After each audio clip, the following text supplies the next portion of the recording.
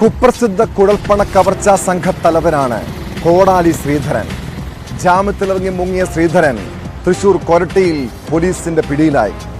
പോലീസിനെതിരെ തോക്കു ചൂണ്ടി രക്ഷപ്പെടാൻ ശ്രമിച്ചെങ്കിലും ബലമായി കീഴടക്കുകയായിരുന്നു.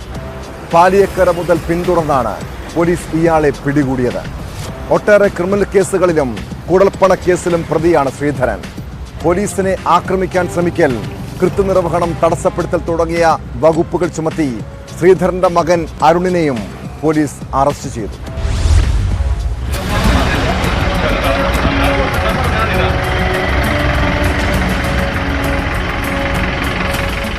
അഞ്ചു സംസ്ഥാനങ്ങളിലായി 36 കേസുകൾ പ്രതിയായ ശ്രീധരൻ കർണാടക പോലീസിന്റെ പിടികിട്ടാപ്പുള്ളിയാണ്.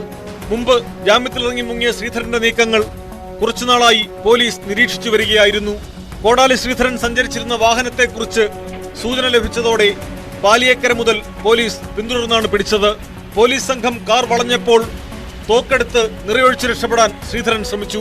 എന്നാൽ കാറിന്റെ ഗ്ലാസ് തകർത്ത് പ്രതിയെ പോലീസ് കീഴടക്കുകയായിരുന്നു.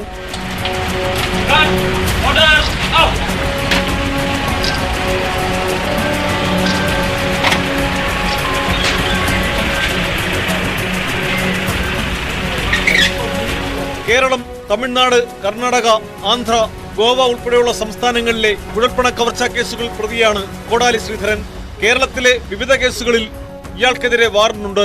കുഴൽപ്പണ സംഘങ്ങളെ പോലീസ് വേഷത്തിലെത്തി ഹൈവേയിൽ തടഞ്ഞ് കവർച്ച നടത്തുന്നതാണ് ശ്രീധരന്റെയും സംഘത്തിന്റെയും രീതി.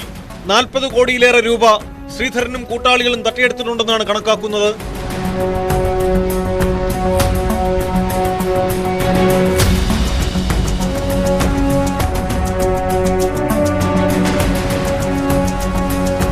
ന്യൂസ് 18 തൃശൂർ.